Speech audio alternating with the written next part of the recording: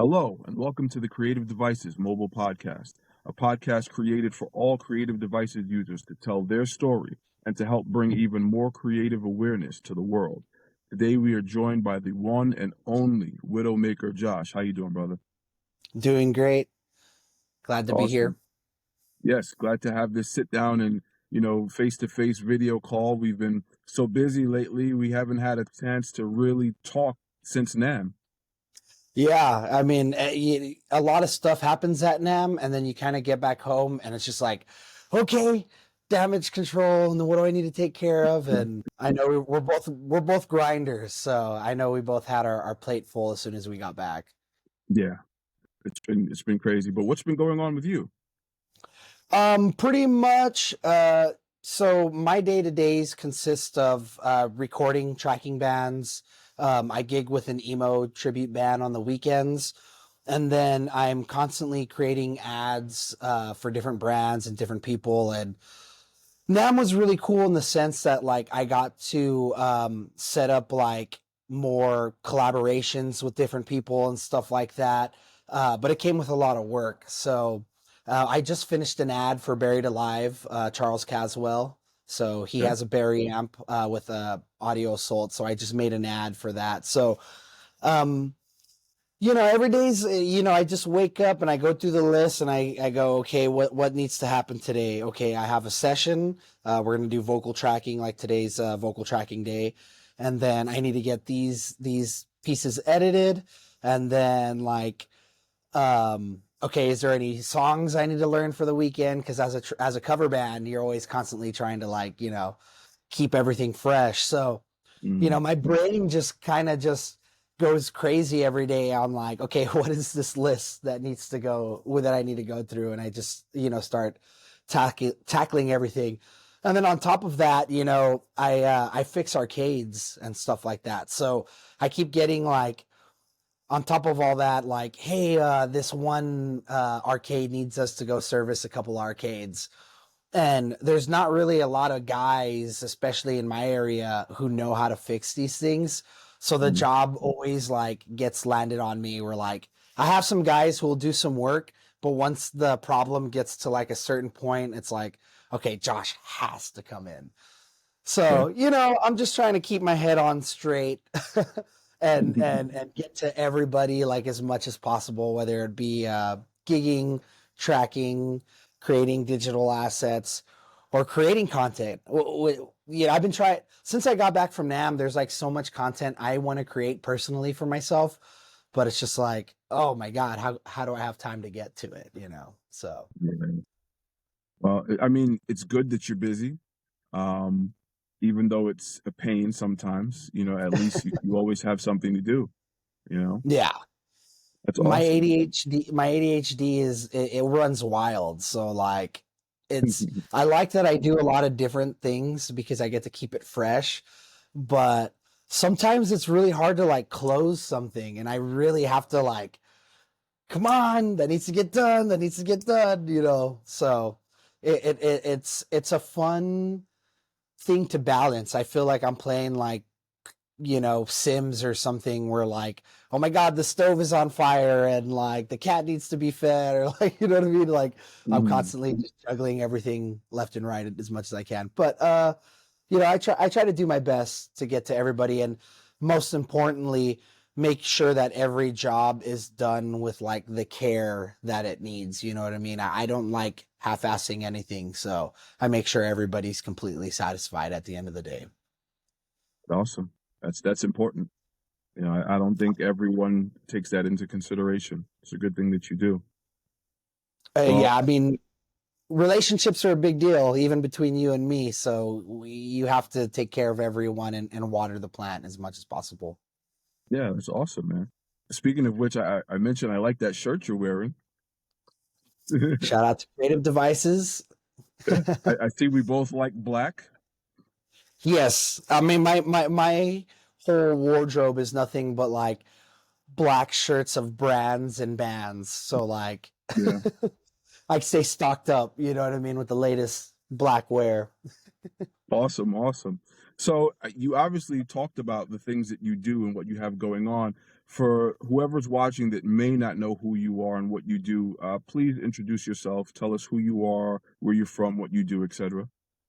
What's up, guys? I'm Widowmaker Josh. I am a uh, musician. I am a producer. I am a content creator, and I live in South Texas in a little city called McAllen, Texas, and I'm based out of here. I run everything out of here, but I'm kind of a jack of all trades, but mainly I work in the studio and audio production and content creation, which is directly associated with creating ads for brands like PV, Legator guitars, KSR amps, and I make equipment look awesome and sound awesome and give everybody the type of information that they need to make the correct buy.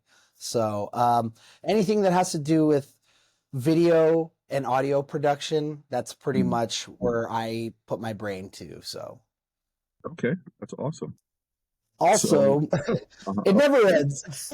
Dot, uh, dot, dot.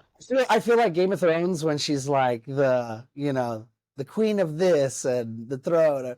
But I gig with a band called Immortal Guardian out of Las Vegas. I gig with Gabriel Guardian, so you can catch me on the road sometime. Yeah, music and audio is it's my life. awesome. I mean, so we know what you do now. Where did this start from? How did it begin? What was your inspirations? What made you want to do both guitar, and then I guess we can transition into production and audio engineering and everything. Just take us back through, Josh's beginnings. Yeah, so I started playing guitar at the age of 5 years old. I was really ADHD that my parents tried medication, didn't really work, or they didn't like what it did to me. So they were like, "We got to keep him busy somehow." And my uncle, my grandpa, my dad kind of played guitar, so they put a classical in my hand at 5 years old, showed me how to pick the strings, and by first grade, I was already like, playing Nirvana and Radiohead and Stone Temple Pilots. And I didn't know how to read at first grade, but I knew how to play guitar. So I spent my whole life, just glued to a guitar, glued to the radio, listening to Metallica songs and whatever's there, Green Day, and just, trying to figure it out. Third grade, my dad teaches me how to read tabs, and that was over. I became the human jukebox of just like song after song after song after song. And I grew up playing my whole life. It was kind of hard to find people to play with at first. Middle school kind of rolls along, and people are starting to touch instruments for the first time. By the time like the end of middle school, beginning of high school, I'm starting to find bands. But at the same time, being the type of brain that I am, I love to take my stuff apart, and I'm really into like electronic engineering, taking apart my CD player and stuff like that. That the when I was in like seventh, eighth grade, I had a computer and I was really big into like hacking my Nintendo DS and stuff. So audio production starts to grow in. So I got, a copy of Audacity, and I have my Line 6 amp, and I just hook that out and start, putting one and one together. Here I have been learning tabs and playing guitar, the majority of my life, but now other technology starts to present its way into my life, and I start to fall deep into hacking my PSP and how to record this and this app and this, and they kind of start to mold. And then freshman year, I start getting into bands. By sophomore year, I'm starting to record my band. By junior year, I'm recording other bands. By senior year, I'm already getting into the mentality of like, okay, I want to record bands for a living, or, something around this realm. I graduate, and then I get into the cover band gigging. So the cover band kind of takes over, helps give you a little bit of financial stability. But at the same time, I realized my studio needed to grow. So I needed to get better at, producing. So I kind of took a back burner of like guitar playing skills. I mean, they're kind of there, but I'm getting into studio. So I'm recording more, and as I'm gigging, I'm meeting bands and I'm meeting people. Hey, I kind of record, and I think I'm recording like 5 bands at one point. And in 2016, I had like 3, 4 EPs drop at once. One of them was mixed by Nick Sampson, who actually does Polyphia, which is funny because before he was into doing Polyphia or anything, he was like mixing some bands I was working with who were, wanted to be like, Asking Alexandria style. So in 2016 was when I decided to come out with my studio, Widowmaker Studios. And that snowballed into band after band after band after band after band after band. And I'm getting traction. I'm recording constantly. I actually get to the point where the studio takes off and I can like take a back step from cover band gigging, and I start doing the studio pretty hard. I meet this band at the end of 2017, Immortal Guardian, which is kind of a hometown hero. And they came up to me for mixing. I kind of said they were too good for me, but like a year later, I end up mixing them. And Gabriel Guardian, my now guitar player, he's like, man, I need you to come out. If you're serious about this, you need to come out to NAMM and you need to start meeting people and just start networking. Like, I see how you work and I feel like this is beneficial for you. So in 2018, they actually paid for me to come out to NAMM with them and start meeting people. And I actually ended up meeting Ryan Visier, shout out to him, at Legator Guitars. And my journey working with brands starts there. I meet Ryan, I show him what I'm working on with Gabriel Guardian. We had just hit 1 million views for a video that I worked on the audio production for. And he gave me a chance. He's told me what string count, what color guitar you want. And it started from there. So I felt like I had to start proving my worth. But what it came down to was I wanted to be a content creator and shoot ads and stuff like that, but I had to get better at it. So I had Mm. friends in the industry already working for like Joey Sturgis and Legator, and I knew I had to get better. So since 2018, I started working on the filming aspect, the editing aspect, writing tunes for brands, and it all just started to like come together since there. But it took a little bit to figure out, like, you know obviously I write and create my own music for these ads. So I was using these ads as an outlet to be creative and write more music, Mm. get better at songwriting. So I'm songwriting and trying to get better at the videos, trying to get better at this. And then it just starts snowballing. You know what I mean? I start working with more brands, and I try to do, if I get an opportunity, if I open that door, I try to do the best job that I can so that door can stay open and there can be more opportunities.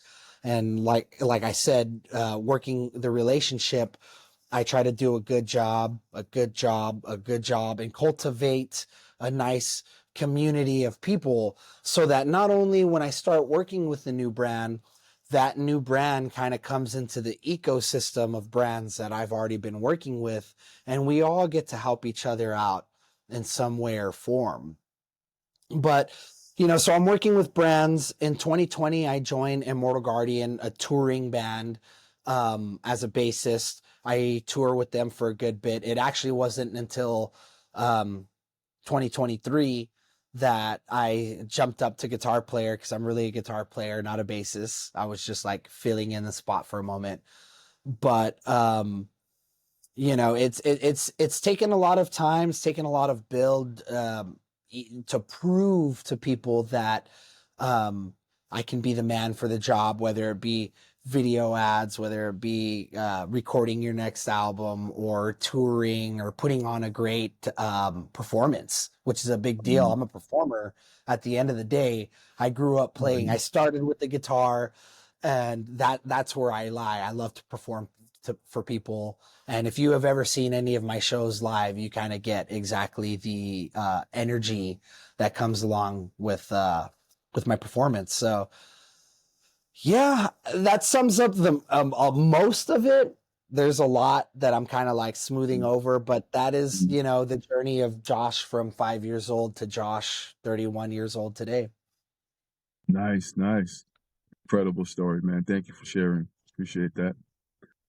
Awesome. So we know that you started with guitar, and what type of guitar was it? I mean, everyone starts somewhere. Did you start off with a no-name brand guitar? Was it a name brand Yeah, guitar? yeah. I started on a classical, actually, on a smaller, for a kid, not like a super like if you're learning mariachi for the first time, they have like the smaller classical, so they're not like the cheap, Walmart stuff that you have these days. It made decent sound, but I started on a classical, and my dad taught me like my first two chords, which was E and G, to play Mm-hmm. about a girl from Nirvana. So I learned those two chords, da da da da da, da, and Mm-hmm. eh, I I had that guitar for years, but my uncle, my grandpa liked to collect guitars, so I would grab once in a while like one of my grandpa's electrics or my uncle's guitar, but for the most part, I was stuck on that classical, and I would be there learning like Radiohead, Creep. It's all bar chords. So I'm learning how to do my first bar chords. I think I'm like 6 or 7. And oh, Mm-hmm. look, you can take a bar chord and it can be any chord you want if you just move it along, the guitar. And uh, I rocked that for a long time. It wasn't actually until middle school that my grandpa finally got me. I was always borrowing stuff. So I got my time on electrics and stuff, but nothing was ever mine. He got me my first electric, which was a BC Rich Warlock. It was the Bronze series, with the pointed headstock. But when he got me that, everything I always had was always like hand me downs. So it was a pawn shop guitar, and like the toggle knob was broken on it. And Mm-hmm. growing up, taking apart my Tonka trucks and everything that I ever put my hands on, they needed to fix it. And my grandpa, my dad, my uncle, all who which could have fixed it, didn't have time. And I told my grandpa, like, I think I can fix it. And he's like, you think you can fix this? And I'm like, yeah. So a little background, my grandpa's an electrician. He wires like houses and Walmarts and crazy stuff. So he gives me my first soldering gun. It wasn't even an iron. It was the gun, where like you click it. It's Yeah, I industrial. remember Like, those. Yeah. and he's like, okay, well, here you go. Here's the part. And that's ever since then, I've had a soldering iron in my hand, like religiously. So that was the Mm-hmm. beginning of me, working on my first electric guitar, fixing that, and then getting into like Guitar Hero had just started picking up. So Buckethead song, Jordan came out. He uses a kill switch. So I'm like in 7th grade, and I run to Radio Shack, get myself a momentary switch. I go back home. I drill into this Warlock. I solder this button in there just so I can do the trick. And yeah, so like that was my first guitar. I think my second one, electric, was like a Schecter Diamond series, and then it's a little like blurry, just because like I was getting a lot of like hand me downs. Like, to be very honest, like I grew up in a really, really, really poor upbringing. Like I went to like 12, 13 different elementary schools growing up, because we were just constantly moving, and things were always getting tough. So being that I kind of had like this talent for music, people always saw that. So like when I was like in 7th grade, I had a friend who gave me a $200 gift card to Guitar Center, and that was the first time that I actually paid for a guitar. I bought it was a really cheap Dean Vendetta that felt like plastic, from Guitar Center. I think the guitar was like 125, 130. I had a $200 gift card. I wanted to buy a guitar, and then I used the rest to buy the Megadeth Greatest Hits tab book, which I still have. But because I was always all about like learning my favorite songs, whether it be like the Guitar Hero book, the Megadeth book. The first book I ever bought on my own was the Injustice for All tab book. Um, but I had that guitar. So I had some cheap guitars, and then like my uncle's stepdad, one day I actually, that guitar ended up breaking, and he gave me a he take he comes over one day and is like, hey, he needs help in the car. And I go to the car and he's like, here you go, man. This is for you. And it's an Epiphone Explorer, the Karina Wood reissue. And he knew I had been eyeballing that guitar he had for years, and he was the type of guy to keep like buying and selling guitars. So it was like the flavor of the month for him. So he was like, this is for you. So I was very fortunate in my life to keep meeting people who saw in like my talent and my growth, and they nurtured that as much as they could. So that guitar rode with me for like all of high school. And then after high school, I kind of, start doing trades and pawn shopping and here and there. And, I'm gigging on that guitar, an Ibanez RG, with the Floyd Rose. I think, my wife, when I was like, this is like 2013, she bought me my first 8-string just because I wanted to learn.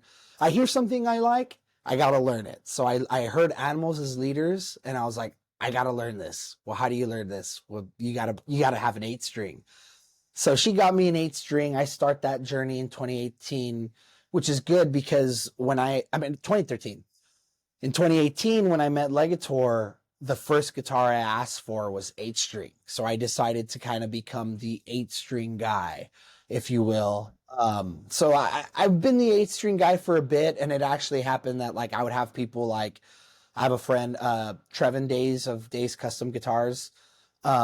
He made me custom, and he was like, hey, I don't really make 8-strings, but I do a 6. And I'm like, man, it's funny because like I became an 8-string guy, but really behind the scenes, I'm there sitting and playing on a 6-string like all day long. But when you start making content, you start putting out to the world, this persona of like who you want them to think you are.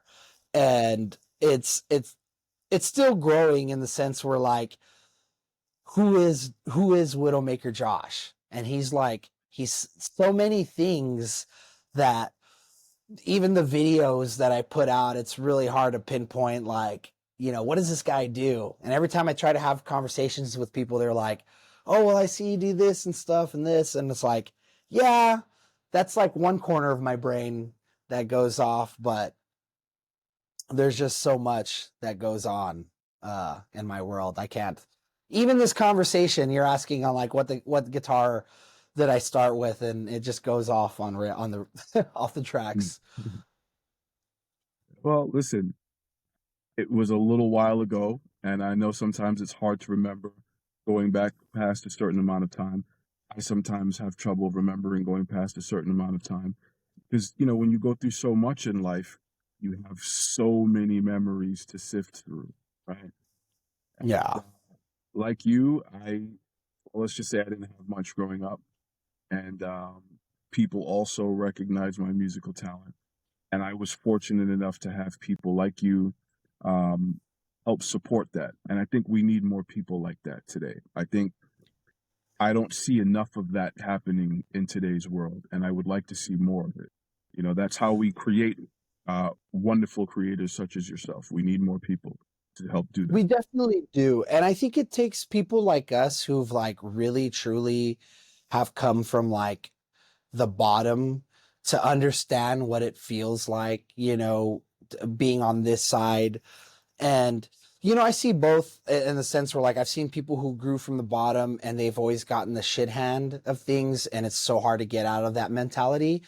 And like I've been in the bottom, I've been dealt the shit hand, but I've also been fortunate to meet some people who help, and that gives you the hope, and it teaches you how to act towards other people. And I think with this generation and social media and the way it is, that it's very easy to look at social media and be like, well, I don't have that, screw that guy for that, or there's a lot of like, you know, uh ill will towards people just because you feel like you don't have what they have. instead of being grateful for what you do have or grateful for what you can work towards. So I think with people like us, we've just understood what it's been like, and we know what it means to go to somebody who's either struggling or working on their craft, and you don't want to be like, oh well, you could be doing this or you could be doing that, but instead you nurture it and be like, hey, here's something for you to do this, or here's some advice so you can better yourself in this way. Because I know when I was 7, 8 years old, and the one person that I met, helped me with this one piece of information or this one guitar or whatever, and it really, it made an impact. So I just think, how can I continue to make an impact on other people?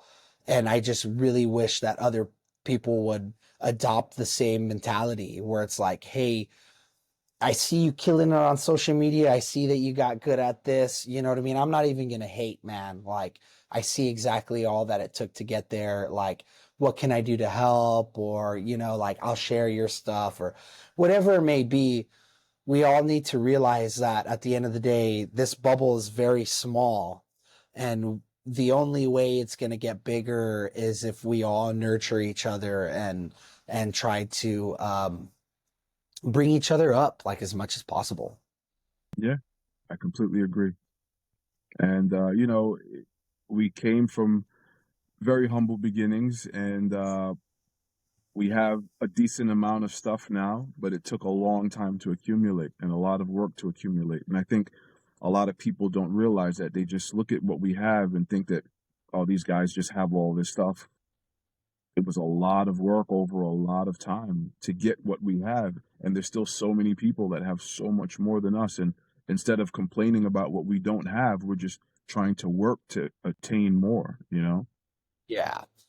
I think the one thing I definitely don't take for granted, and I think everybody needs to get on their own journey, is when you get into the world of musicians playing guitar, drums, bass, vocals, whatever it is that your craft is, you have to have years, a period of just getting intimate with the instrument and the art that it is. And I'm very grateful that in my humble beginnings, I didn't have much, but I did have a guitar, in the sense where like I was really able to get intimate with my instrument.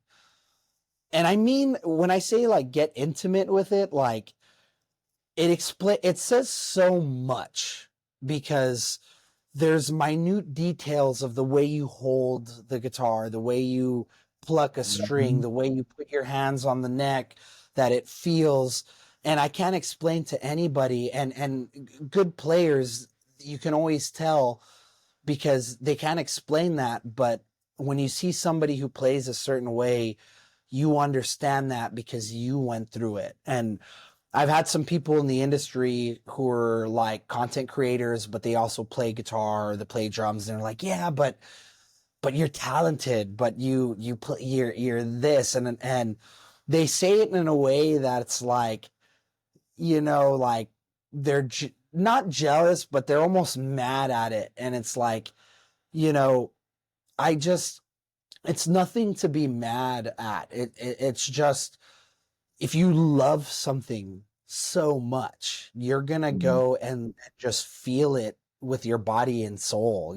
Like there's so much to playing a song, like, and playing notes, that you're feeling it. It starts from here, and the action moves here through your hands. And I just kind of implore people who are like getting into this craft to just really like get intimate with whatever it is. If you're a camera guy, get intimate in the sense where like you feel everything, turns into a feeling. You don't think anymore. Like that one Bruce Lee movie, think, don't feel.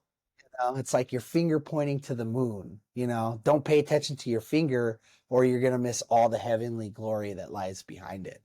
Meaning that you shouldn't be thinking about it. It should come down to a feeling.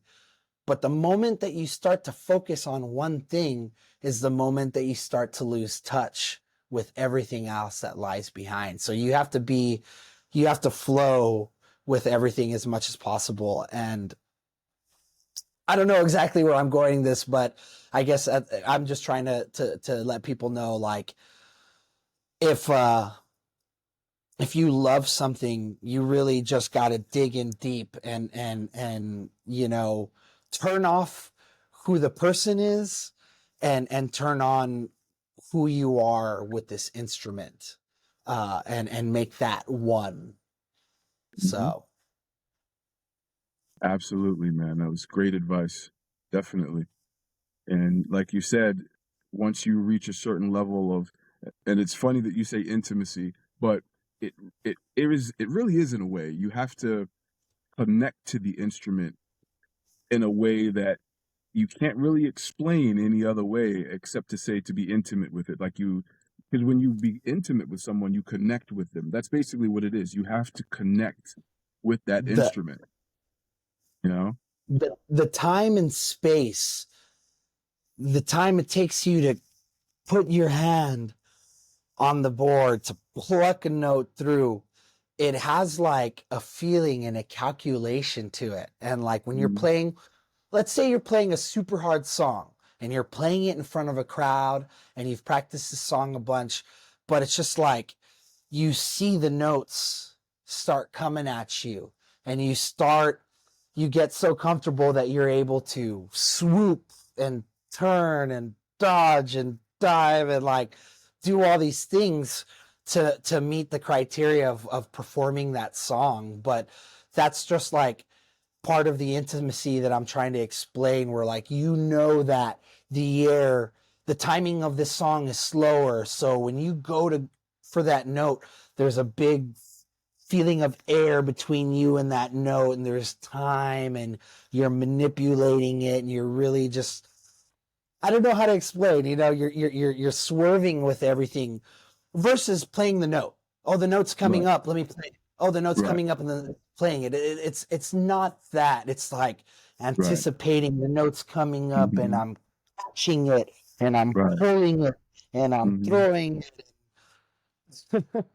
It's all That's the about only way timing, I can man. explain it, right? Yeah, it's all about timing, and not timing. A lot of people, when they think about timing, they think of, like a metronome. You have to play on beat perfect. There's so many things that you can't just play on beat perfect. You have to play Yeah. around the beat, before or after the beat. There might be the slight variations of directly on the beat is what makes the difference. And instead of playing from one note directly to the next, it's all about the transition between the notes that make a difference also. A lot of people miss all of those minute details. And Yeah. that being said, I want to clip this because this is some good advice where I try to explain to everybody, when a song is in a tempo, everybody, you have to sync your body to that Hmm. tempo. More, only one time out of like 20 musicians that I see that they sync in, because you have somebody playing in time, right? And they may be kind of hitting it on time, but you always notice their body is moving faster than a metronome or something. And it has to, that translates into the feeling. If you're hitting on time, but your body's like somewhere else, it's going to have a certain sound and feeling to it. And I always tell people, look, your heartbeat, your body needs to sync up. You need to feel time in that tempo. If it's 100 BPM, you need to feel like time is moving at 100 BPM.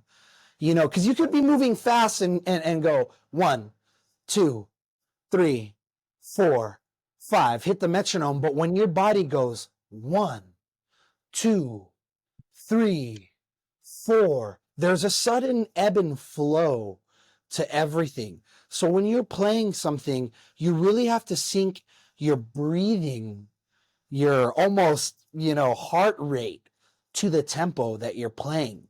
only then will you begin to feel the music and the action and time everything in a human nature, because you have synced your mind, your body, and your soul to the piece of material that you're playing for. So try to tap into that instinct as much as possible of syncing yourself up to the music, because that is going to be the difference between somebody who's playing the music and getting through it, and somebody who's playing the music and feeling the music.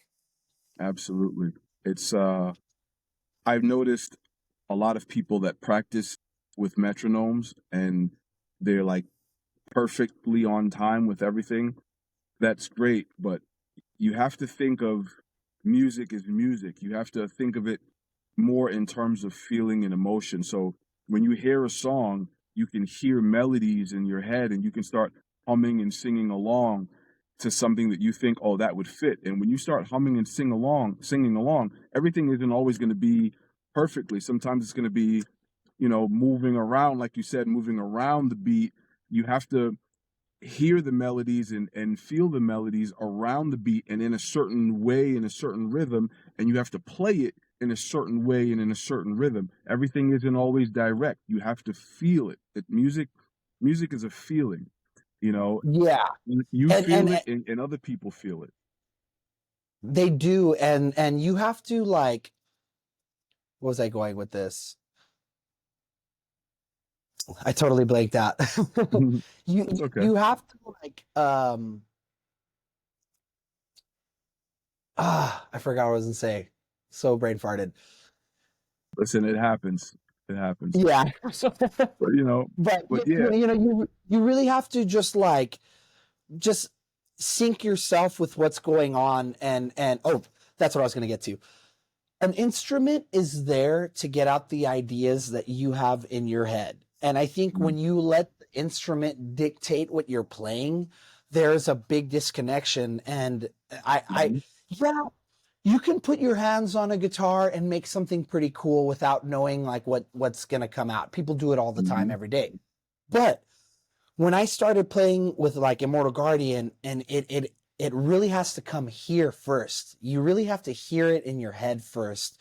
When you start to hear the melody and then use the instrument, whether it be piano or guitar, and use the instrument to translate what's coming out of your head, then you're really cooking with something.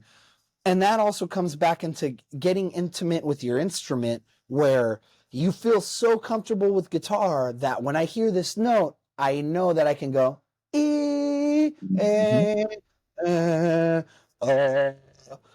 I already know that, but it takes a while to get to that. And I get that people have that disconnection where like they hear it in their head, but they can't really translate it on the instrument. That is a practice on its own. But the tool is so much there, because anybody can write badass music, right? If you can think of it, I can think of the next shred guitar song that's but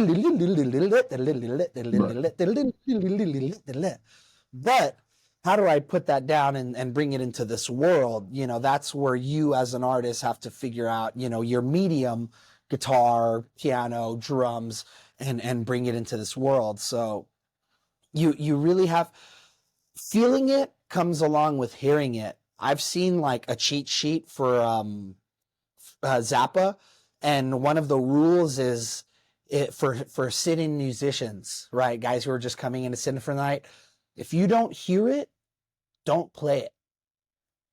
It's very simple concept. Back in the day, we didn't record and we didn't do the things that we have now. We didn't have a lot of premeditated things. It was more, you had to get good at improv. If you were Vi and Satch doing G3, you weren't sitting in front of your computer like Polyphia is nowadays. And no hate to them, I love their music, a big fan. But they write everything premeditated, whereas Vi and everything had to be the feeling, and you had to hear it in your head first. Then you can play it. And those are kind of little tidbits that I try to not live by, but incorporate, where if I'm playing in the cover band, I love to play things,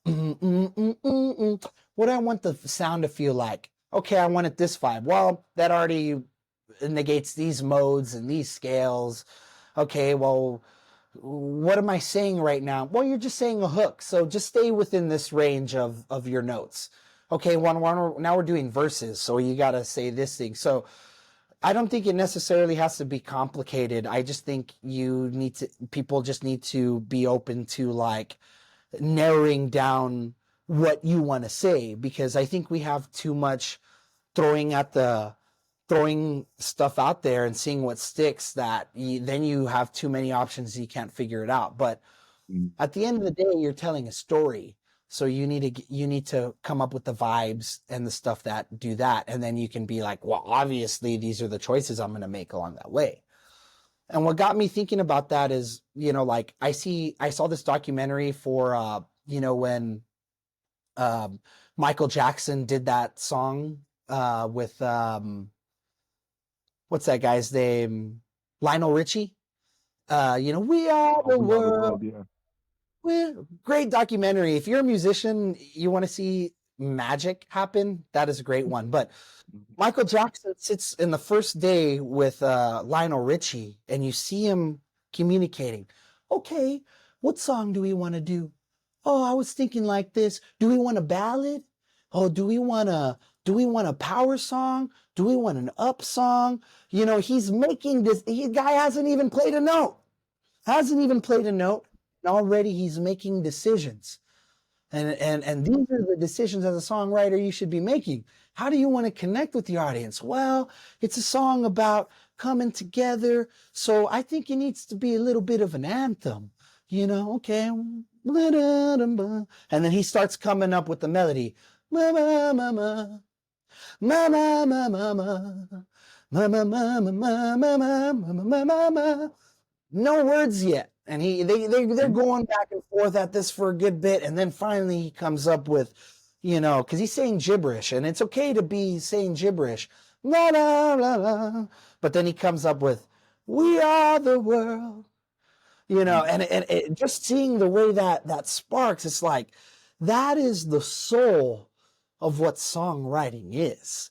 And if we want to get songwriting and engage people, these are the things that we need to think about and engage with. What kind of song are you trying to write? What is the message you're trying to write? And then you can begin the journey of better songwriting you know Absolutely. Josh is going to create a masterclass on songwriting, everyone. That was uh, fantastic. Absolutely fantastic. I think we could go on and on about this forever, but then the yeah, video will be like 6 hours long. But definitely, man, if you do make a masterclass video, I'm definitely curious because you gave some amazing advice just now. Thanks for that. I'm just like, I'm in right now, so you guys know, I'm ghostwriting for a lot of people. I'm creating ads constantly. I'm writing music for myself. I'm writing music for other people. And I'm in this point where I want to be a better songwriter. I always have these skills that I'm working at. I want to be better at producing. I want to be better shredder. I want to be a better video guy. I want to be better this. And songwriting is right there on it. So I'm just at a point in my life where like I'm trying to tap into that primal instinct of that part as much as possible, and whatever advice I can give to people so they can tap in as well. You know, we're human, and we need to tap into what's special about being a human. Awesome. Absolutely. And speaking of production, that's one of the things I wanted to talk to you about. We talked about your guitar beginnings. Let's discuss your production beginnings. How did you get into being a producer and an engineer? What were you using in the beginning when you started, etc.? So it started with Audacity, being that it was the first free one, and all my friends had Macs, so I'd be like, oh, I don't have a Mac. So I started on Audacity, and then I started trying the range. Like my uncle played in Fruity Loops, so I touched Fruity Loops. A friend bought Sony Acid Pro. I touched that. I touched Reaper. I was doing Reaper for a bit. And then my drummer at the time, he was recording too. So he was using Mixcraft. So I went from Reaper to Mixcraft, and I started using Mixcraft for a bit. And then after high school, I'm doing this through high school, and I'm already like recording people, I'm recording myself. There's already just stuff all over the place. But after high school, when I decided to get more serious about it and realized I needed to get better at the craft, I rode Mixcraft for a bit. But as I started to get better, I also needed, I didn't have the best computer, so Reaper was really good with CPU. It uses low CPU, so I switched into Reaper and then started to see the benefits of what Reaper could actually do. So 2013, 14, I'm going crazy on discovering plugins. What are the best drum plugins out there? What are the best guitar amp plugins? There was only so much at the time. Joey Sturgis didn't have any plugins. Neural wasn't out. We had there was only so many free plugins around, only so many free IRs around. There wasn't a lot. So I started just, diving in and just trying to get better with the basics. I would read books like the Seismic Art of Mixing, I think was one of the books I wrote. Fast forward, that guy is actually the guy from Submission Audio. He makes a lot of great plugins for mixing engineers. He makes the Umansky bass plugin. He makes like a lot of great plugins, but that guy had put out a book back in the day that taught me a lot on mixing metal. Then what really put me into the next step of engineering was Joey Sturgis came out with a master class it was a mixing class, it was like an everything class where he went through setting up the guitar, how to set it up when you plug in, how to take a demo track from a band and make it 0 to hero. So that may be rearranging the song, adding all the flair and the reverbs and the snare bombs and the reverse snares and the synths and the ramps.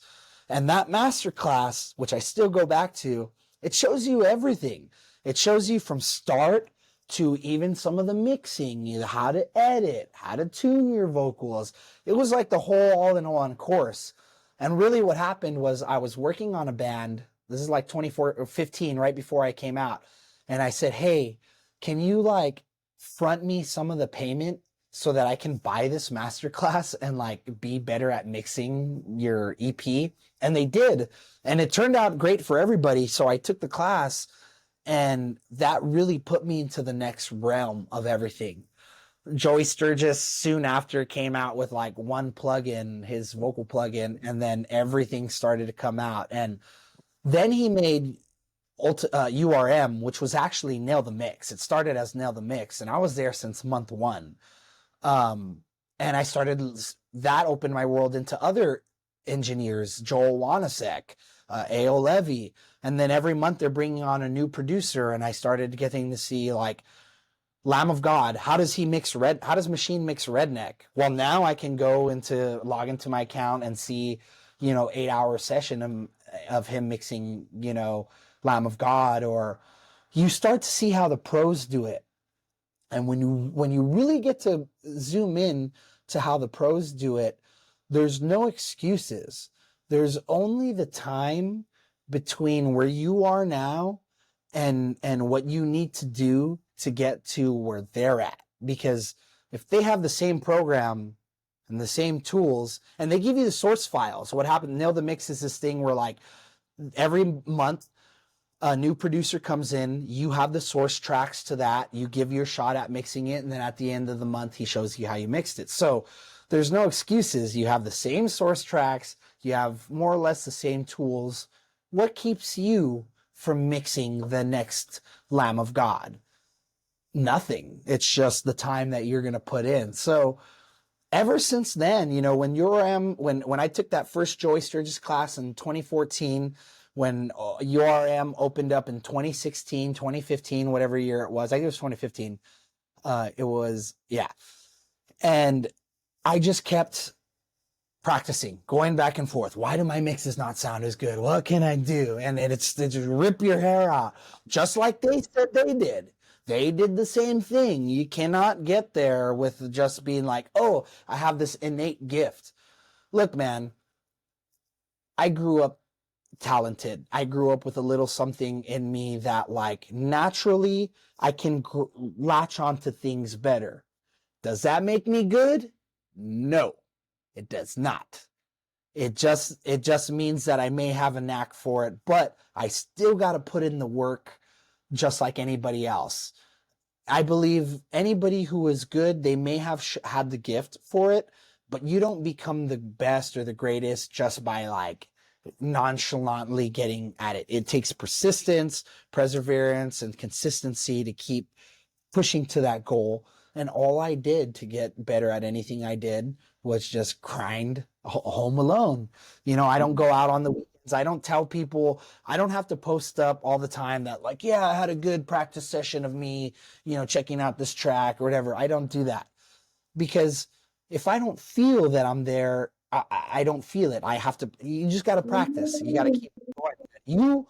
You are your own worst, like you judge yourself in your own way. And me personally, enough isn't enough.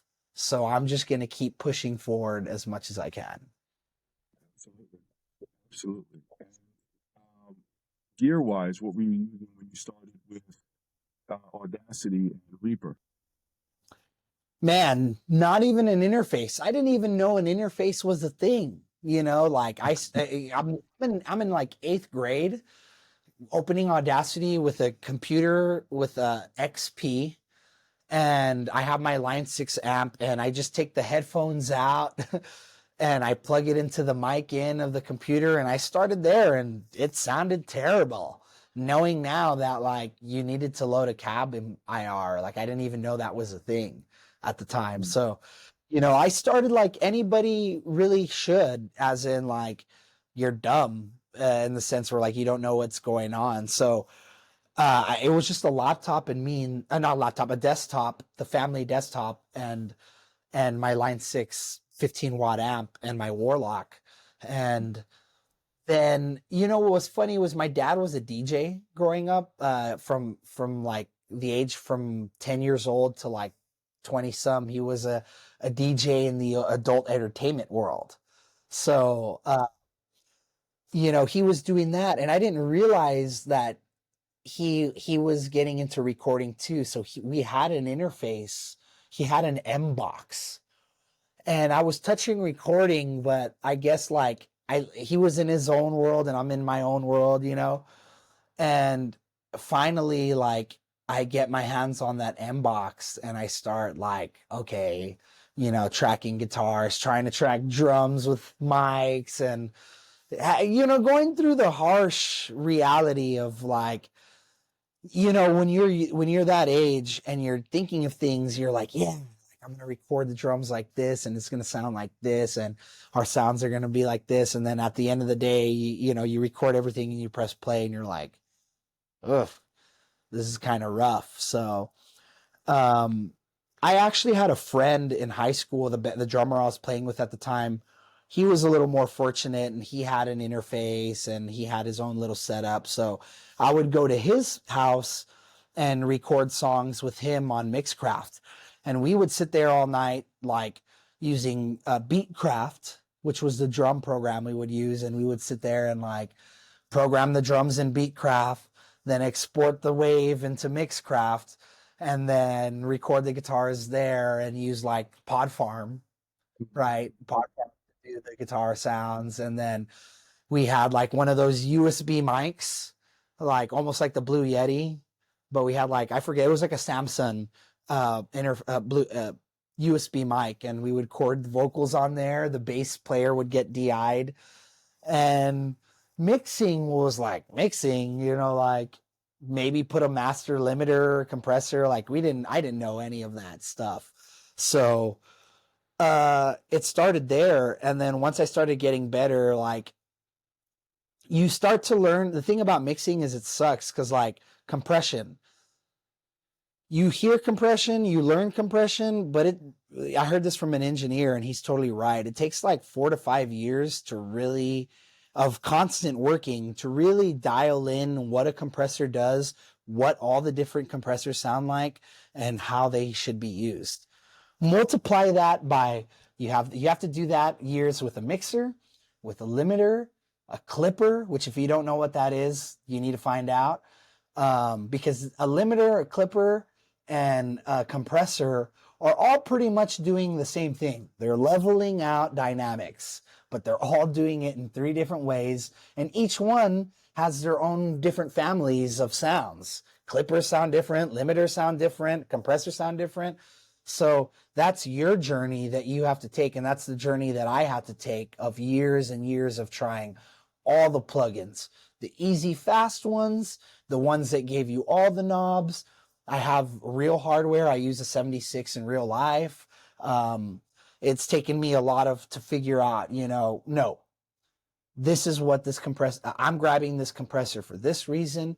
This is what it's going to do. And that's the sound that I want.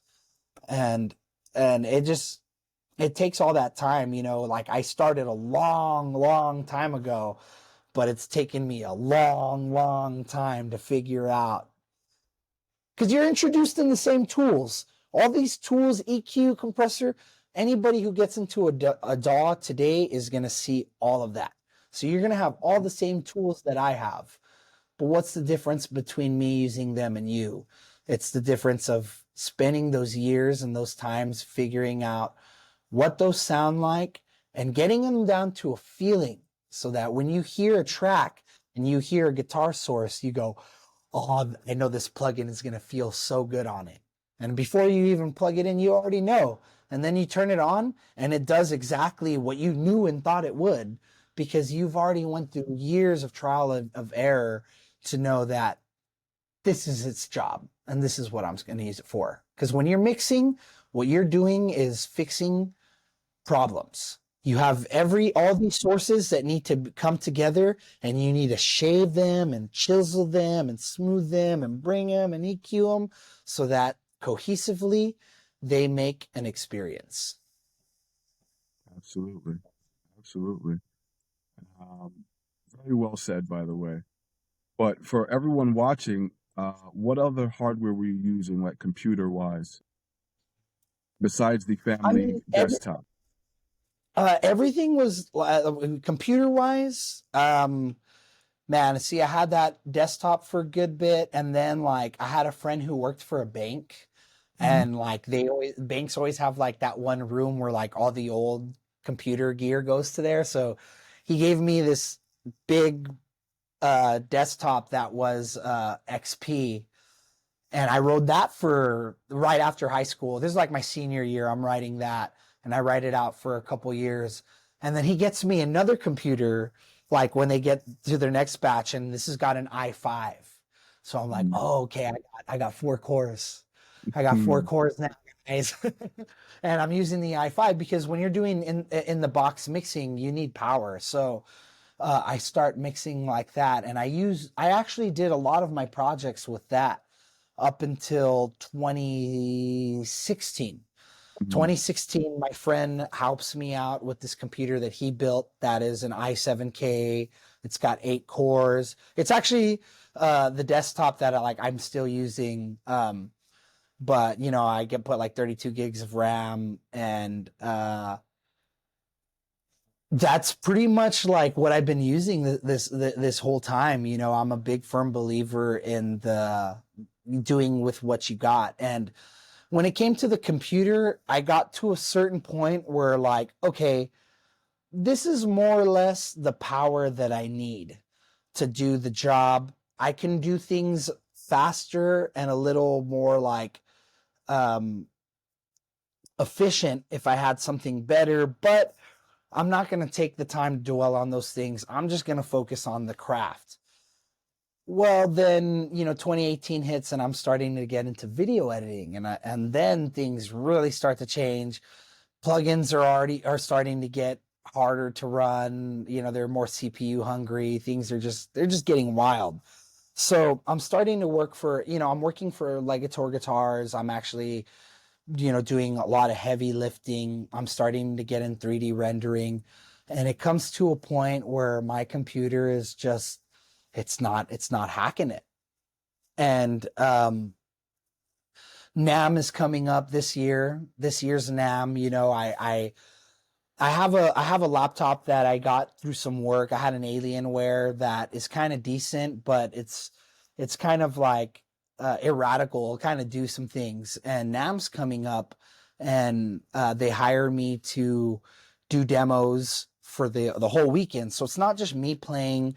I'm running demos, as you know, for Yo, one of your artists, Yo Onitan, Charles Caswell, Buried Alive, which is our biggest one. I'm running all the demos, which means that I gotta run the audio. I'm bringing the neural DSP for everybody. I'm just taking care of everybody, everything, so that the artist can show up to the booth and kick ass.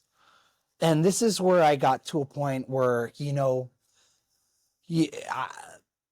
I'm making it by, this world it's not like there's a lot of money being flown around. So I'm doing enough for myself where like I can take care of myself, but things get really tough. So, that's where the sponsorships come in, where like when it comes from a sponsorship, a brand, at least in my eyes, wants to work with an artist who is not only going to promote the brand, but do some good for them and maybe give back in a way where they give assets that they can use. And I can make awesome video in the sense where I can turn it into revenue for brands. If I make a certain video, you can turn it into an ad to make, generate sales. So every brand that I've worked with to this point, it's always been a great relationship because, yeah, I get the tool, because it's not a toy. I get the tool that I need to keep doing my job and do a better job. But at the same time, the brand, we work together. So I'm not really trying to be the guy who's like, oh, I want the gear. I'm going to hit this brand up because I want this new gear, and I'm not going to get, I want this. I'm not that selfish. I'm like, I want it to make sense for everybody, but I need help, and this is where I decide, Yo became our artist, and I had been playing Mario Kart with him, and he started throwing out Kreative Devices. And then I start to see Kreative Devices everywhere.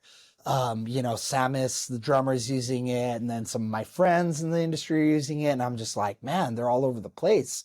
Maybe we can be in the realm of helping each other out and doing some work together. So I decide to send you an email, and you know how this part goes, but I'll let everybody else know, that I have some very important things coming up, and I would like, some help, and we can, help each other out. And, me and you got on the phone, and you liked what you heard, and you obviously felt the vibes that this could be something good for both of us.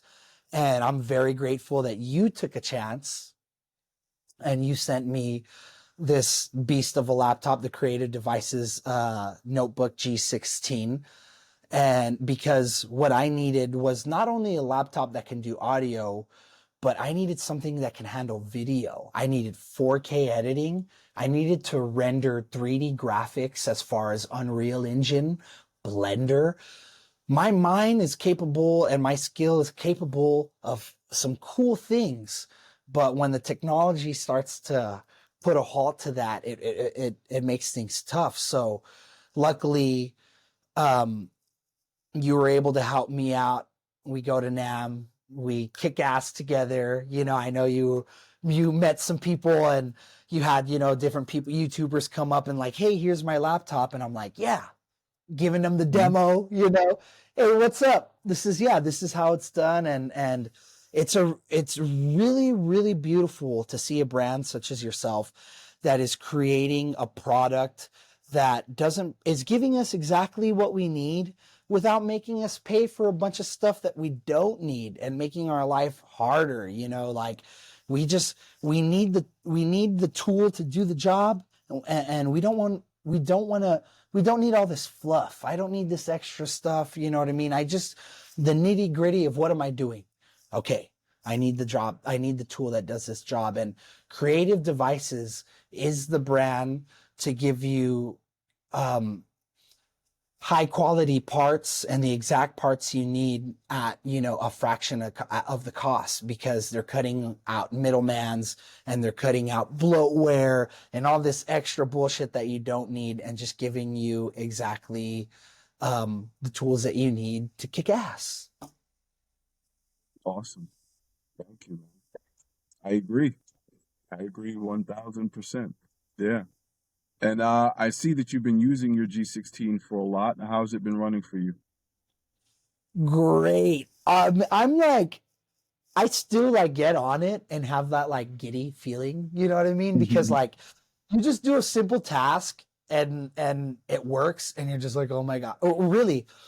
I just edited an ad for Charles Caswell this past weekend, and I'm doing crazy overlays. I'm putting transitions on all of them. I'm doing stuff, and it's just doing exactly what it should do, and that's keeping up. If you've ever seen my workflow, I'm very fast. Okay, I'm very like, boom, boom, boom, boom, boom, boom, boom, boom. So you're seeing things constantly move, and I have the problem that the hardware cannot keep up with how fast I move. And when I'm here doing, just going at it, cutting things, and the computer's not hicking up, it's not freaking out. That's when I'm just like, oh, we're having fun. And then like when you're working in DaVinci, I also kind of need to have Photoshop up at the same time, because a lot of times I'm creating like PNG assets, overlays, because I don't really always like to use the text overlay on there. I can get more out of it if I do things in Photoshop. So I'm a big Photoshop guy. I started in Photoshop in 8th grade when I took a Photoshop class, and I've literally been a Photoshop lifer since CS3. Wow. Yeah. But so like I can do a lot of things in Photoshop. So the computer, I've got DaVinci Resolve open, then I have Photoshop open, and then I may have like my browser open at the same time, because I may be like, oh, well, how do you want me to do it here? Well, let me render this real quick. I rendered like a 25-minute video, 4K, in less than 5 minutes, which blew my mind. The rendering time, like, we're not even talking about the computer keeping up, but the render time is just so fast that it's just like, oh my God, this i9 with 24 threads and this 4060 graphics card is just, it's pushing, and it's pushing hard. And I hope you know the type of power that I'm sure you know the type of power that you've put into my hands, but I hope you know what it's being utilized for, because I am really putting this thing through the ringer of just like, this is the potential. This is what this guy was made for, 3D rendering. And I got some Unreal Engine stuff that's going to come out that's going to blow your mind. But, some good stuff is coming out of this computer. That's awesome, man. I can't wait to see it, man. I'm looking forward to those. Please share the links when you're done. Yes, I will. In fact, after this video, I got to make a post on the ad I just did. So Okay. I'm going to give you a little tag there too. Awesome. So, obviously it seems like for my next question was going to be for anyone that's coming up and they need a computer, but they can't afford to buy something expensive. Would you recommend the Creative Devices computer to them? I would. In fact, like, I think your minis are pretty good to get into. If some people don't necessarily like a laptop, so I think those are great to get into. But I think the laptop is great because for under $1,000, you can already get the processor that you need to start kicking ass. You know what I mean? So when you're typically looking at a laptop and you're just looking at the bare minimum CPU that you need, you're already over $1,000. And then you haven't even gotten any upgrades. You know what I mean? And the fact that Creative Devices is already giving you the processor that you need, in a laptop in the form factor for under that, and then you can start adding all the extras. It's Mm-hmm. just a godsend. Like, why are we going to anybody else? Why are we going to, any other place to find this when you've clearly made our job so much easier? Mm-hmm. I needed a computer upgrade, and I was dreading just like looking up, because the thing about, I know computers and we all do, but the thing about computers is like every year, every 2 years, 3, 4 years goes by, and you got to do your research all over again. And I didn't want to do that. You know what I mean? I didn't want to Mm-hmm. sit there and then, like, at the end of the day, did you get what you really needed? Well, Mm-hmm. guys, Creative Devices has done the hard work for you, and they've already put together the packages that make sense and best suit you. So just put your trust in their hands and know that when you're going Creative Devices, you're going the right way. Thank you. Thank you. That's awesome, man. Appreciate you. Uh, from your experience, next question, using the G16, it's working for you, and we're very happy about that. Is there anything that you feel like I would like to see in a update or in a future Creative Devices PC? Um, as far as like the hardware part, I'm really, really happy with. Like, as far as like, processor, we're already kicking ass. Graphics card, we're kicking ass. RAM and storage, we're kicking ass. If there's little things to critique about, I would like a better webcam. Um, I do pull it up, and I do feel like, because I do like to do things like this, and I've Mm-hmm. used like regular webcams that are like 30-40 bucks that kind of they look pretty good, they look decent. Mm-hmm. And when I did turn on the webcam, I was like, okay, maybe we can do something a little better quality. I would like to see that. That's just me being a stickler, but Okay. because I'm always doing stuff like this, you know what Mm-hmm. I mean? And where we're doing a podcast. So when I did bring it up, I was like, I'm just ADHD, where I'm like, okay, like, I wanted, Mm-hmm. I feel like now if I just go buy a cheap Amazon a webcam, it would be better than the webcam that's built in.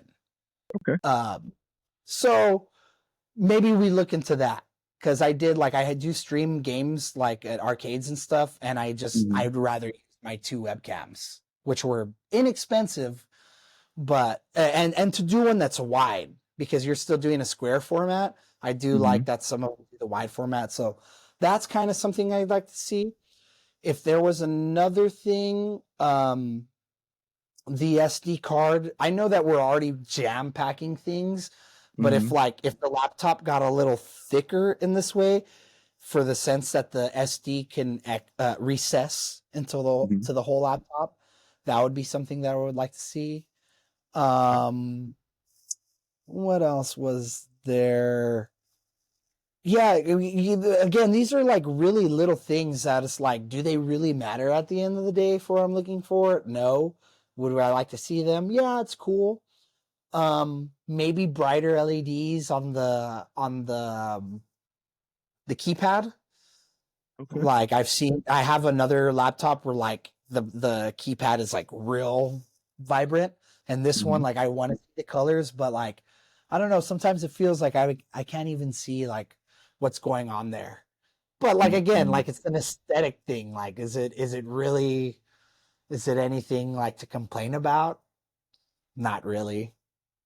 So those are definitely things to keep in mind. And it's funny that you mentioned them because we were kind of thinking about the right balance when we put these things together. So going back to the webcam, like you said, people who are doing audio production and video production, they really aren't using webcams much, but because it's a laptop and a lot of them come with webcams, we did put an HD webcam on there.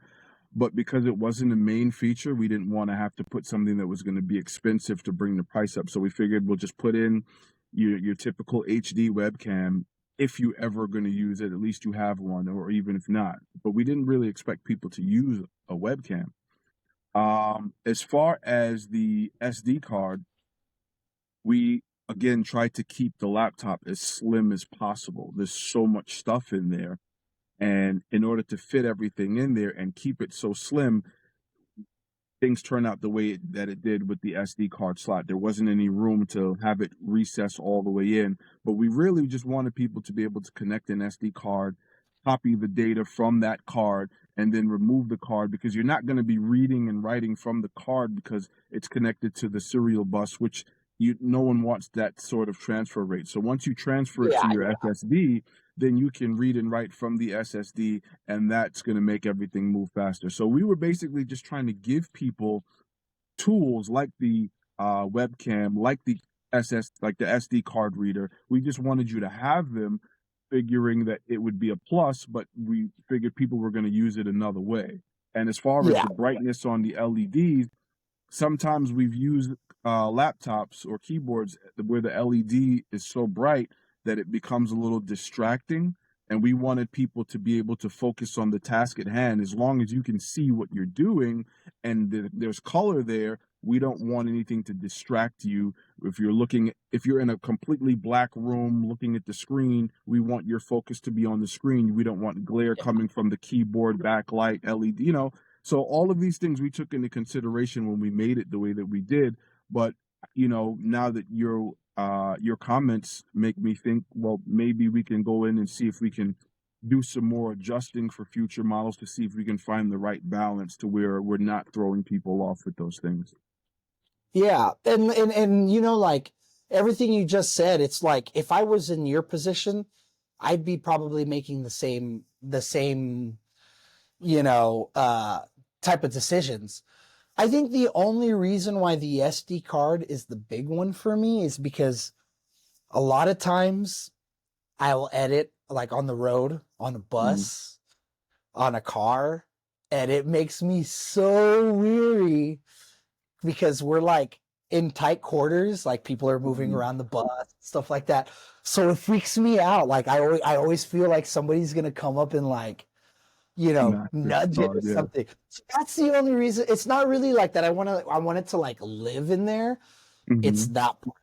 It's the part that like I'm always in awkward situations Mm-hmm. editing or like moving things over. You know what I mean? So So like you I leave think the that's card in. so I leave the card in for those moments where it's just like, like we just sat down from the show. It's like 1 o'clock in the morning and like I'm gonna transfer everything and like get a head start on stuff. Or even the next morning, like I'll wake up in the bus and I sit at the bus table, I've had that happen and I try to make my spot, but like people are like passing by and you're just like, no, like, because like I don't know if you've experienced it, but like I've been on a tour where like there's like 12 people on a bus, like like one of those big buses, but it's just like it gets crowded so fast. Or like you're at NAM and like you're in a corner trying to like upload something real quick, and there's like a bunch of people. So that's the only reason why like I'm like it makes me weary that like I don't want somebody to come up and clip it. Mm. Completely understand. Um, yeah, I guess we didn't think that people were going to leave the card in the laptop while they're working. We just figured people would just connect it, transfer the data, and then remove the card. So yeah, it's definitely something to think about. I'll definitely add that to the list of things to see what we can do for a future model. Yeah. Well, listen, man, I appreciate it. Thank you for your honesty. Honesty is what we need. That helps us to be able to create better products for creators in the future, you know? And Yeah. I speaking mean, of, it's all situational. So yeah, what happens to me may not be for other people. all right. Speaking of the future, what do you have planned for yourself and your studio and everything you're doing? Where do you see yourself and your projects within the next 5 years? Right now, uh, I see myself working with some bigger artists. Like here in the near future, I have a collaboration with Charles Caswell of Buried Alive. We're wrapping up a song. So I see like me playing with some higher tier artists that I've been looking forward to working with. Touring on some better tours with Immortal Guardian. We actually have some stuff coming up. We're looking to do Europe and Japan here in the next year or two. So I see myself like still doing what I'm doing now because I've already tried to build my life around like the premise of like what is it you want to be doing? I want to be doing music and videos and stuff like that. I think the only thing for me is to work up the ladder to simply said get paid more. Okay. But the skill is working up, so I want to be obviously better than where I am now, but I want to be working with some bigger brands, working with bigger bands in the recording, in the mixing department specifically. I love recording, but I like mixing more. I do a lot of remote mixing, and then touring with like some better bands, which is like all this stuff is kind of in the culmination. It's just like you said, it takes baby steps. So I think in 5 years, I'll definitely have some exactly all this that I'm talking about now. Awesome. And where can we all go to see what you have going on right now? Where can we find more information about you and your projects? Right now, you can go to my website, widowmaker-studios.com. You can see the projects that I'm working on. But if you really want to keep up with like my day-to-days and everything, really follow me on Instagram, Widowmaker Josh. That's going to be the place where, you're going to see like, even if you see my stories and stuff, you're going to see my day-to-days, the things that I'm doing, the people I'm working with, the stuff I'm recording, and you'll kind of get the info in the 411 there. Social media is kind of like my big outlet for that. But if you want to see like my more professional side, check out my website, widowmaker-studios.com, and you'll get to see my chest full of goodies. Awesome. I'll make sure to have those links down below. I've asked you all these questions, man. Do you have anything you'd like to ask me? Yeah, I see you're getting into the laptop. You have the laptops and you're getting into the microcomputers. Like, what's next for you? What's the next? Do you feel yourself doing like more desktop builds or mini ATXs? Like, what is it? What are we gonna get more from you after you do affordable and you have all the affordable options? Mm-hmm. What then? Well, what we're looking at currently is touchscreen computers for people who like to draw, who need to get in there, the nooks and crannies and do all sorts of different, things.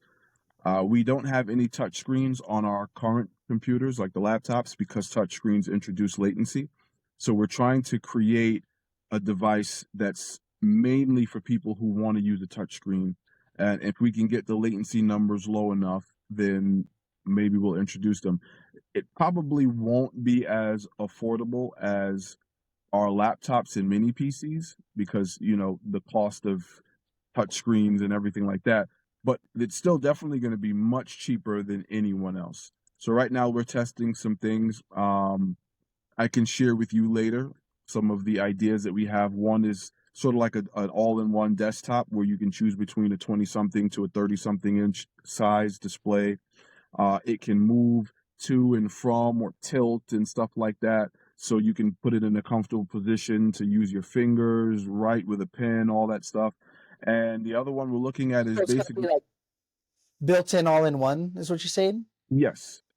But so that one's not very portable, but for people who want something like that to sit at a desk, it's something that you don't really see. No one else is really offering something like it. But the portable one is really just going to be like a 14-inch laptop that's touchscreen. Now, there are a lot of those out there already, but usually touchscreen laptops start at a much higher price point. Obviously, it'll be higher than our regular 14, but it will still be lower priced than anyone else. So again, we're going to start testing those out. If we can get the latency down to an acceptable amount, then maybe we'll introduce those in the future. Otherwise, we'll have to look at something else. That's cool. Yeah, it's getting more into like artists, Yeah. the artist happy and stuff. I've always wanted to dabble, but not much of an artist. Yeah, a lot of people, whether it's graphic designs or if you're drawing, sometimes even for rendering, sometimes you want to get in there. Like I've seen people using these USB connecting touch pads where it just helps them get, more hands-on tactile feedback. And also, even if you're using it for production, like a lot of software has touch capabilities built in, so you can use it for producing your music on the screen or writing the Yeah, faders on the screen, all sorts of stuff like that. There's so many uses for it. So hopefully one of those will come out. that's Also, amazing. we're also looking at an AMD version of our 14-inch. So hopefully we can get one of those out as well. Yeah, because the AMD Price processors are point comes kicking down. ass right now. They are actually. I think they're kicking Intel Hard. Yeah. So yeah, that's what we have. Awesome, man. That was a great question. If you have Nice. any more, man, please bring them on. What got you into to? Because I know you were into audio production and stuff like that. Like, what Mhm. got you into making creative devices? So being into audio is kind of where it started. Um, I don't have my studio anymore. I had to let it go, unfortunately. So I built my first studio for myself. When I left my last band, I was kind of I was in a slump for a while, and I didn't want to do music, and everyone kept bugging me, do music, don't give up, don't give up. Make a solo album, because I couldn't find musicians. Make a solo album, make a solo album. I'm thinking, I don't really want to make a solo album. I just wanted to focus on playing guitar, let everyone else do what they do. But after a while, I got tired of not finding anyone, and I had ideas that started to come out. So I started playing around, and I realized if I'm going to do this, I have to do it different from the last thing that I did, where I couldn't find musicians because they claimed it was too difficult to play. I have to create something that was easier and more acceptable, I guess, on a bigger level. I wanted more people to be able to appreciate it. So I made something sort of like what we were talking about earlier with melodies that you can hum and sing along to, and rhythms that make you want to move and stuff like that. And I basically structured the entire album, wrote everything. I sequenced the drums and all that stuff. And I found a drummer that was really cool. We were both into progressive death metal, but we both liked uh, bands that had changed their sound, like Gojira and other bands that had a really nice groove. And he ended up recording those tracks for me. I think everything has been recorded except for the vocals. I have to eventually go back and do it, but I created the studio to work on that project for myself. While I'm doing that, some of my friends would come in and see what I was doing, and they would ask me to help them record their stuff, and I ended up recording their stuff. And then I needed a bigger space to do more, so I went from that one space to a bigger space. That was great. And then I needed an even bigger space, so then I went to an even bigger space, and then I had all these artists coming in and doing all of this stuff. By the time I finished the bigger space, this was like 2020 in March, when everything shut down. So now I'm in this big space with all this gear that I bought, all this extra gear to record all these bands and do all this stuff, and no one's coming to the studio. Years went by. I think maybe 2 more years went by, and I held it together, and then eventually I had to let it go. And now my stuff's sitting in storage. Before I let all that go, I switched from desktops to laptops to run my studio. Now, I used to custom build and repair computers back in the day, and I built computers for myself and other people. And when I switched from desktops to laptops, people were like, how are you running a studio with a laptop? It doesn't make any sense. In my mind, as a guitar player, I wanted my sound in the studio, the same sound in the studio, to be able to take out live wherever I go. I didn't want to lug half stacks around anymore, but I didn't really like the sound of modelers at the time. So I built like this analog pedal board where I had an actual analog preamp pedal with tubes in it, and all these analog pedals to create a more natural sounding tone for Yeah. myself that I could Not have an in the studio. algorithm. Right. That I could have in the studio and take out live and all that. And in my mind, I want the same thing for my computer, because I had situations where I had to go record a band somewhere and I had to buy a laptop, take it with me. And outside of the recording the band, I couldn't really do too much with that laptop because it wasn't powerful enough. So I sat and I thought, I'm a problem solver. I'm always thinking, well, how can I solve this issue? And I realized computers are getting more and more powerful today. Technology is getting better. The laptop processors, the high-end ones anyway, are just as good or almost as good as the desktop processors. So if I could find a laptop with a high-end processor, I could run my studio the same way. The problem was the only computers that had them were gaming laptops. So now you're spending hundreds of dollars extra for a graphics card that I'm not going to use for audio. But I ended up buying it anyway. So now I ran my studio on 2 different gaming laptops. When people saw that, they were like, this is incredible to see how much I could actually do on a laptop in the studio, and then take that same computer anywhere I needed to go to track a band and do my work there and have my exact setup wherever I went. People started asking me, well, how can I get a laptop that can run my studio? What do you recommend? And I start looking up all these different brands, but a lot of the brands were very expensive and not everyone could afford them. So now I'm trying to find cheaper computers with just the processor alone, but there weren't many options. And that kind of led me down the rabbit hole to find manufacturers that make computers, find out they make the computers for these other big name companies.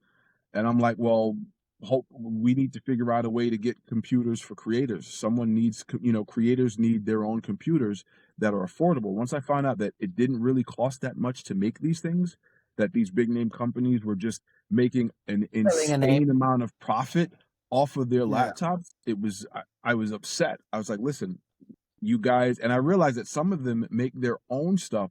I said, well, you guys need to make computers for creators. We need computers for creators. And I was lucky enough to know someone who would put me in touch with the right person, and we had a conversation. They liked what I wanted to do. And it basically went from me trying to put it off onto someone else to do it. No one else was going to do it. I kind of had to do it myself. And they were like, well, I like what you're trying to do. We can make this happen. So I went through the list of all the processors they had, found the most powerful processor for the price, because that was the thing. It was price per performance. That's what I started with. And at the time, it was the 12700H 20-thread monster CPU that was outperforming the M1 and even some of the 13th gen Intel processors and all this stuff. And I couldn't believe the price, just because it was not even a whole year later, the price difference. I said, well, we need to put this in everything. And we came out with the first Notebook Pro 16. It had just that processor with the integrated graphics, which could handle Ultra HD 4K video, but you don't really need high-end graphics when you're doing audio. So that laptop was perfect. And then people said, well, we need we need a laptop that can handle high-end video as well. And then we decided, okay, we're going to take the same one, we're going to improve on it, and we're going to put a dedicated graphics card in it. And that's when we came up with the G16, and the first one had an RTX 3060, because the 3070, for the price, the price per performance didn't make sense. So what we did was we put 180 watts into this thing to improve the performance. So now you're getting 3070-ish performance out of a 3060. And then we jumped up to the 4060 that you have now, which is basically the same thing. You're getting closer to 4070-ish performance out of a 4060 with that 180 watts. So, Yeah. and then we just kept going to different things. Some people wanted a smaller one, so we got them the 14. We tried to figure out what else we could do. Minis are great because they're portable also. You can just unplug it, put it in your pocket, take it somewhere else, connect it to another monitor and keyboard, and and it's just as powerful as a desktop, but just a much smaller footprint. So we're always trying to give creators something that they want, as far as customability, choosing how much. You can buy it with no RAM, no storage. If you already have supporting RAM and storage from a previous build, why pay for something you don't need? Buy it without, put in what you have. You know, you want your logo on the laptop instead of someone else's logo, put your logo on it. Maybe you don't want any logo. You can have it with no logo. You know what I mean? Like, you have your options for your logos, for your accessories, for your merchandise, all kinds of stuff. We're trying to give people what no one else is trying to give them, because it's what I Yeah. would want for myself, you know? I guess I don't know if like content creators for big brands like that is like not big enough or something, but I think the fact that you came in and swooped in and just like you're taking care of us, I think this is something that's going to grow into something big and awesome for people. And I mean, you've only been around so long, and it already feels like Creative Devices is getting some insane traction, in just a small time that you've been around. So I'm excited to see where you grow and continue on. So in 5 years, where do you want to be? In 5 years, I would like for Creative Devices to be much more of a known brand. I think a lot of people still don't know who we are, because we cater to the creative market and not just to everyone. Uh, we don't spend a lot of money. Actually, we don't spend anything for advertising. All of our advertising is word of mouth. If you post something or someone else posts something, that's how people know about us, And I always tell people, when you try one of our devices, it sells itself. We don't have to dump so much money into advertising. And that's one of the ways that we keep the cost so low. We're not using the latest and greatest that's not been perfected devices, because we want to give you something that's going to be solid and perform and last. And we're also shipping direct from the factory. That's another way we keep the cost low, and we don't have to spend a whole lot of money on advertising. It's another way we get to keep the cost low. So we give you custom devices that perform just as good, if not better, than the other guys, at prices that they basically just can't compete with because of No, their overhead, yeah. Like the companies are too big where like their price point and economy is completely different. Whereas you are one guy doing everything. So you're able to, just give us the price point that we all need. And I think in 5 years, it's definitely going to be a lot bigger. I even think in every year that goes by with Creative Devices is just going to be such a big build, because I mean, you already see, like, you went to NAM, you just put your laptop in the hands of some like really, really out there YouTubers and stuff. So I feel like you are about to blow up in a very big way. Thank you, man. I appreciate that. And again, this is not a one-man show. Like, I'm not sitting in my little lab or whatever building computers. Our factories do this. So basically, if you go to our website, you pick one of our models, you design it however you want. The factory gets the order, they assemble it the way you designed it. They test it out for days to make sure everything is perfect, and then they even record an inspection video. Every device gets recorded, and then they ship it out to you anywhere in the world. I can't take credit for everything. Yes, I helped design these things, because as a creator, I know what I would need for audio and for video and for stuff like that, making sure we have components that play well together, unlike your basic consumer devices, because these are supposed to be used for professional applications. You have to be able to rely on them. So I can't take credit for everything, without, my partners and our teams, this would not be possible. Yeah. I mean, you definitely do. I mean, in this day and age, I don't think people really realize what it takes to have a brand. Even in the guitar manufacturing, Legator, Schecter, ESP, uh, we all work with factories. You know what I mean? When you're working on things at like a certain scale, it's like people just have to know that like a dude working out of his garage building computers or building pedals or something like that, it doesn't make sense these days anymore. Like everything is built in factories across seas. So it's like, I know it may feel like you don't do the work because you're not the one like putting it together, the computer per se, but it's like that is what manufacturing is these days. It's like you are doing the work, because at the end of the day, people don't realize it, but these factories, all they care about is like making sure that they're doing orders, right? That they're keeping production going.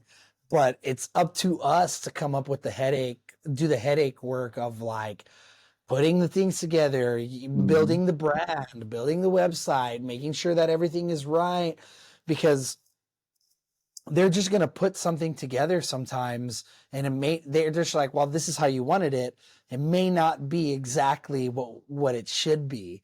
A guitar, if we come up with a new piece of hardware, they'll make it, they'll cut it out with the machine and all that stuff, and then we get back and then we go, hey, well, this is wrong, these are off. And it's like, well, we're just the manufacturer, we built the part that you told us, but you have to still do the work. You, Keegan, still have to do the work of figuring out what's going to work and what's not going to work. So I really hope that people don't think that and think like, oh, well, he's not really doing the work, or he's this, because guys, that's not at all what the world is. And anything that you ever bought, and if you bought in a camera or you bought in a phone, you think Apple is the one putting this together, because they're not. They're factories out and wherever. Most of the stuff is China, right? Mostly everything in the electronics world is China. So it's like, it's there's a lot of work that I know goes into doing what you do. So I'm like, take more credit. Thank It's you. Thank hard. you. Thank you. I appreciate it. Yeah, I mean, making sure I stay in constant communication with our, partners overseas in the factories, and going back and forth on designs, making sure that everything is correct. Because, they'll send stuff back and forth. We'll look at stuff online, like, yes, like this, or no, a little more like that. And we have to go back and forth to make sure that everything is the way it's supposed to be. And it has to be tested for a certain amount of time to make sure that it's the way it's supposed to be. If custom drivers have to be created, so be it. Like, so many things have to go.